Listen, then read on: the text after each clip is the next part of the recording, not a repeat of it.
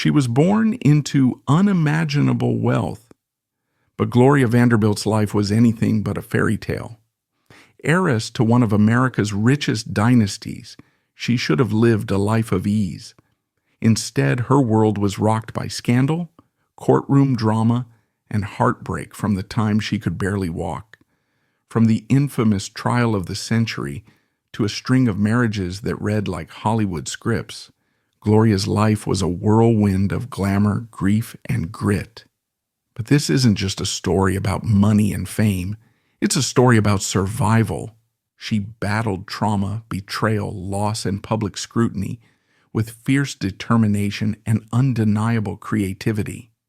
Whether she was revolutionizing fashion with designer jeans, painting her emotions on canvas, or bearing her soul in raw memoirs, Gloria Vanderbilt rewrote her legacy in her own words. This is the untold story of a woman who refused to be defined by tragedy. Buckle up. You've never heard a story like this. And by the end, you won't forget her name. Gloria Laura Morgan Vanderbilt, born on February 20th, 1924, into the Vanderbilt dynasty. Think railroads, mansions, and enough cash to make your head spin. But before she could even toddle, her world flipped upside down.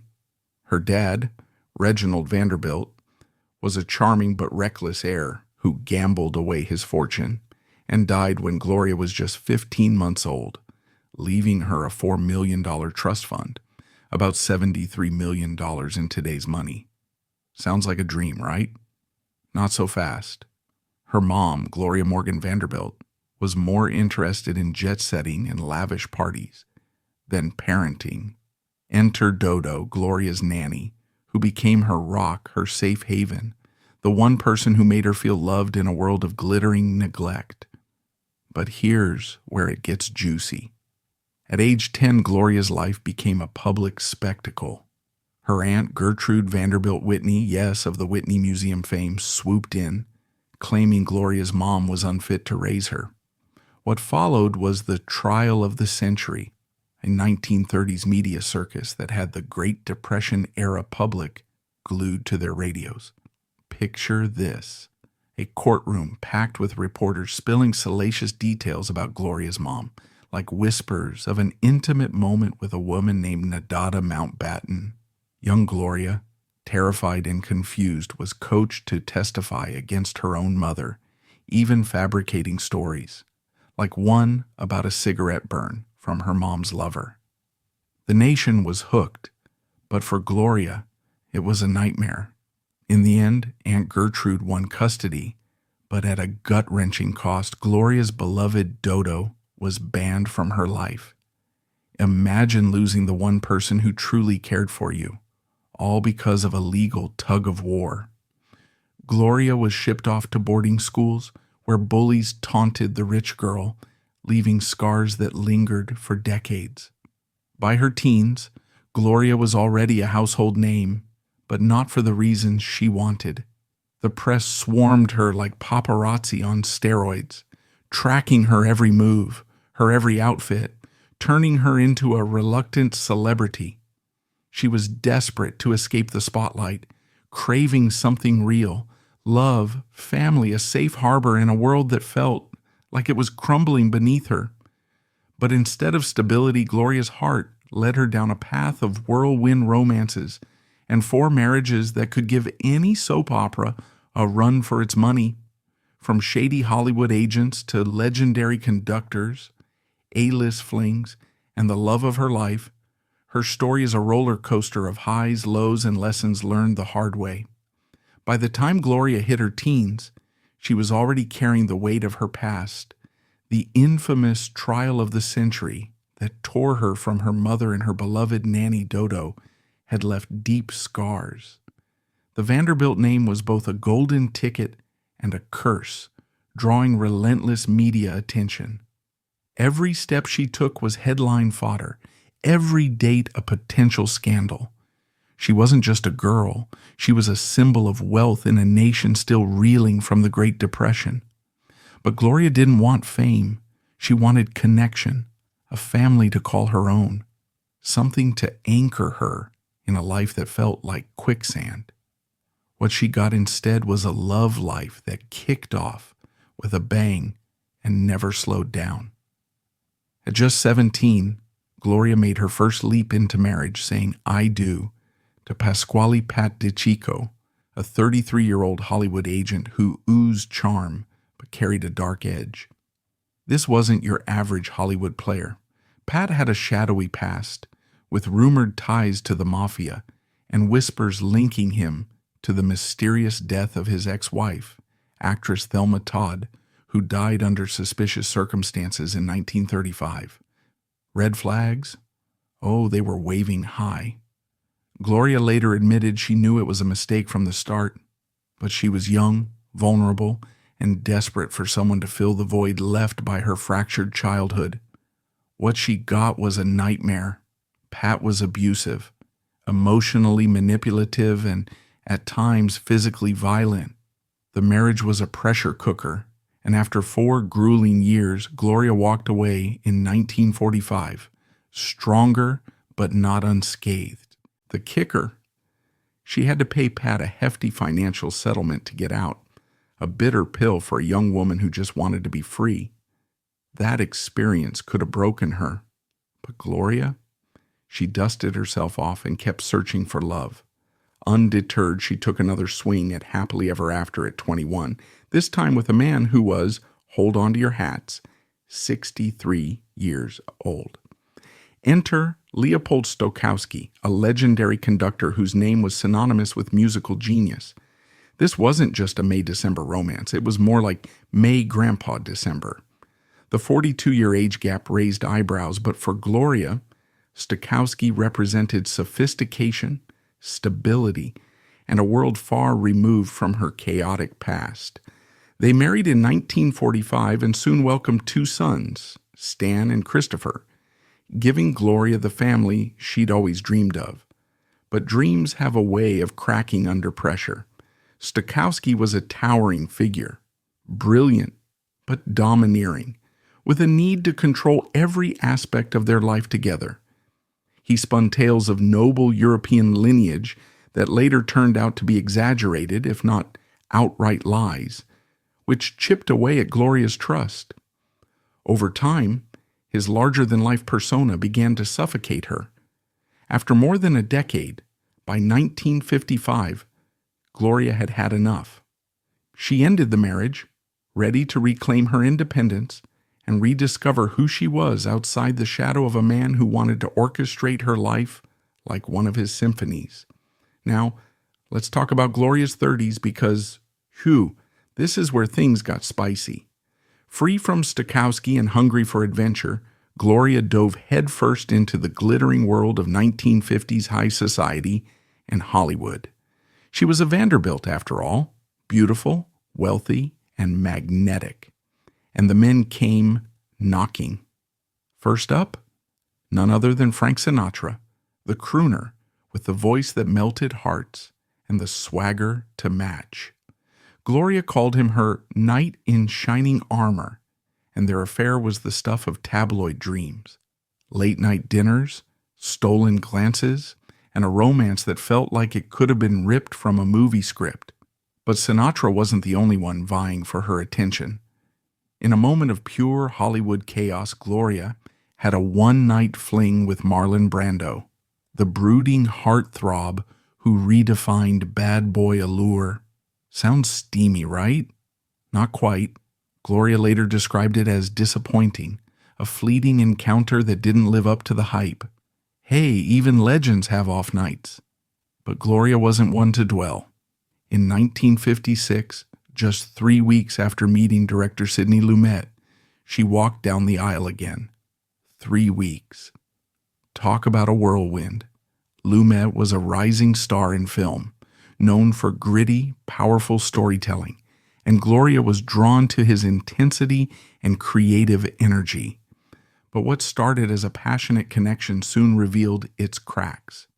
Lumet's controlling nature clashed with Gloria's budding creative spirit. She was starting to explore her own talents as a painter and writer, and she needed room to breathe. Sidney, though, wanted a partner who fit neatly into his world, and Gloria wasn't about to be boxed in. Their marriage, which lasted 7 years until 1963, was a battle of wills, leaving Gloria frustrated and unfulfilled. During this time, another heartbreak hit. She reconnected briefly with Dodo, her cherished nanny from childhood, only to overhear Dodo make anti-Semitic remarks. For Gloria, whose husband was Jewish, this was a betrayal she couldn't overlook. Cutting ties with Dodo again was like losing a piece of her heart, a painful echo of the custody battle that had torn them apart decades earlier. Just when it seemed like love might not be in the cards, fate dealt Gloria a winning hand.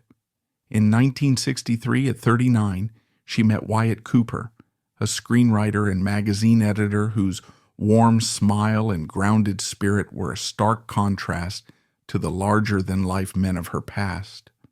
Born in rural Mississippi, Wyatt came from humble roots, but his heart was pure gold. For Gloria, he was a revelation, the partner she'd been searching for since she was a lonely little girl. They married in 1963, and their love story was one for the ages. Wyatt didn't just love Gloria, he saw her, supported her, and gave her the paternal warmth she'd missed her whole life. Together they welcomed 2 sons, Carter in 1965 and Anderson in 1967, creating the family Gloria had always dreamed of. For the first time, life felt like a dream. A beautiful, messy, love-filled dream. They threw glamorous parties, rubbed elbows with New York's elite, and built a home filled with laughter and creativity. But dreams, as Gloria learned time and again, don't last forever. In 1978, tragedy struck with a cruelty that felt personal. Wyatt, only 50, went in for heart surgery and never came out, dying unexpectedly on the operating table. Gloria was shattered, her world turned upside down once more. The man who had been her rock, her partner, her everything was gone, leaving her to navigate life as a single mother to 2 young boys. As if that weren't enough, another blow came around the same time. Gloria received a letter from Dodo, her long-lost nanny, the woman who had been her safe haven as a child. Overwhelmed by grief and unable to face the past, Gloria burned the letter without reading it. A week later, she got the devastating news. Dodo had passed away. The regret hit like a tidal wave. She'd lost her chance to reconcile, to say the things she'd held in her heart for decades. That moment became a shadow that followed her for the rest of her life, a reminder of the fragility of time and the weight of choices made in pain. Forget the damsel in distress trope. Gloria was a painter, writer, actress, and designer who flipped the script on what it meant to be an heiress. She took the fashion world by storm, turned heartbreak into art, and kept reinventing herself right up to her 90s, proving she was the coolest nonagenarian to ever grace Instagram. But her story isn't all glitz and glamour. It's laced with gut-wrenching tragedies, betrayals, and a fierce determination to live and die on her own terms. Let's start with Gloria's creative spark, because this woman was a force of nature. Born into the Vanderbilt dynasty, she could have coasted on her inherited wealth, sipping champagne and attending galas. But Gloria? She wasn't about that life. She had a hunger to create, to prove herself, to build something that was hers alone. Her artistic journey kicked off with painting, where she poured her emotions onto canvases with bold colors and dreamlike imagery. Her work wasn't just pretty pictures. It was a window into her soul, reflecting the chaos and beauty of her life. She exhibited her art in galleries, earning praise for her unique style, and never stopped painting, even into her later years. But painting was just the beginning. Gloria's creative fire burned across multiple mediums. She stepped into acting, taking on roles in theater and television, including appearances in the 1950s and 60s, on shows like the United States Steel Hour and Playhouse 90. Her presence was magnetic. She had that Vanderbilt charm, but with a raw vulnerability that made her performances unforgettable. Writing, though, was where she truly bared her heart. She penned novels, memoirs, and poetry, each work a tapestry of her experiences. Her memoirs, like Once Upon a Time and It Seemed Important at the Time, were candid, pulling back the curtain on her tumultuous childhood, whirlwind romances, and the search for identity. And then, Hold On to Your Hats. In her 80s, she dropped Obsession, an erotic tale, a steamy novel that raised eyebrows and proved Gloria was fearless, unapologetic, and still full of surprises. Who else could write erotica at 80 and make it iconic? But let's talk about the game changer, Gloria's fashion empire. In the 1970s, she did something no one saw coming. She took blue jeans, the humble workwear of farmers and rebels, and turned them into a high-fashion phenomenon. At a time when denim was anything but glamorous, Gloria launched her designer denim line with her signature swan logo, blending style, comfort, and accessibility. Her jeans, tailored to flatter real bodies, became a cultural sensation, worn by everyone from suburban moms to celebrities. By the 1980s, her brand was a multi-million-dollar empire, expanding into fragrances, accessories, and home goods.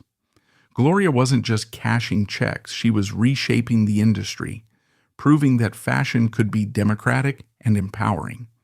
She once said the money she earned herself had a reality. Her $4 million trust fund never did, and you could hear the pride in her voice. This wasn't inherited wealth, this was Gloria Vanderbilt, building her own legacy stitch by stitch. Her creative hustle didn't slow down with age. By her 90s, Gloria was embracing the digital age like a pro. She joined Instagram, sharing her vibrant paintings, quirky collages, and glimpses into her life with a youthful energy that left fans in awe. Her posts weren't just nostalgic, they were a masterclass in staying relevant. She sold her art online, connected with a new generation, and proved that creativity knows no expiration date. At 90, Gloria wasn't just keeping up, she was setting the pace, showing the world what it means to be the coolest and most modern, as her son Anderson later described her. But for all her triumphs, Gloria's life was no fairy tale.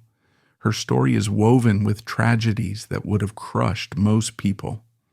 In 1988, her world shattered when her son Carter, just 23, fell from the 14th floor terrace of her New York apartment.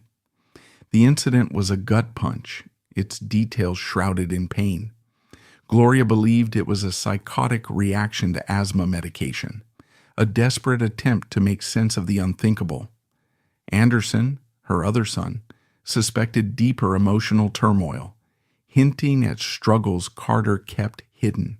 The loss was a wound that never healed. Gloria channeled her grief into a mother's story, a raw, unflinching book that laid bare her anguish as a mother. Writing it was both cathartic and torturous, a way to honor Carter while confronting the void he left behind. The book resonated with readers, not because she was a Vanderbilt, but because her pain was universal. Then came the betrayals, each one a knife to the back. In the 1990s, Gloria discovered that her trusted lawyer and psychiatrist, people she relied on for guidance, had swindled her out of millions. The scam left her financially vulnerable, with a staggering $3 million tax bill that forced her to make heart-wrenching decisions. She sold her beloved New York apartment, a place filled with memories of her life with Wyatt and her boys, and her Long Island home, a sanctuary where she'd found solace. With her fortune dwindling, she moved into an apartment owned by Anderson, a humbling shift for a woman once synonymous with wealth. The betrayal wasn't just financial, it was personal, a reminder that even those closest to her could exploit her trust. Even her friendships weren't immune to drama. Gloria was one of Truman Capote's swans, a circle of glamorous, high society women he adored and confided in, but their bond fractured when Capote published excerpts from his unfinished novel, Answered Prayers in Esquire, in 1975. The thinly veiled portraits of his friends were vicious, and Gloria didn't escape his pen. He mocked her stutter, calling her a nasty little girl, in a way that felt like a public humiliation. The betrayal stung, not just because of their friendship, but because Capote knew her vulnerabilities and used them as fodder. It was a low blow, and their relationship never recovered. Truman, that was ice cold. As Gloria entered her final years, she faced her toughest battle yet, advanced stomach cancer.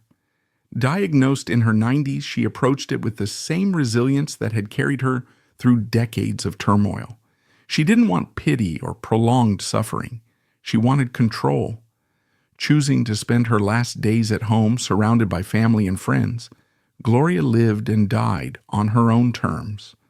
On June 17th, 2019, at 95, she passed away, leaving behind a legacy that transcended her famous last name.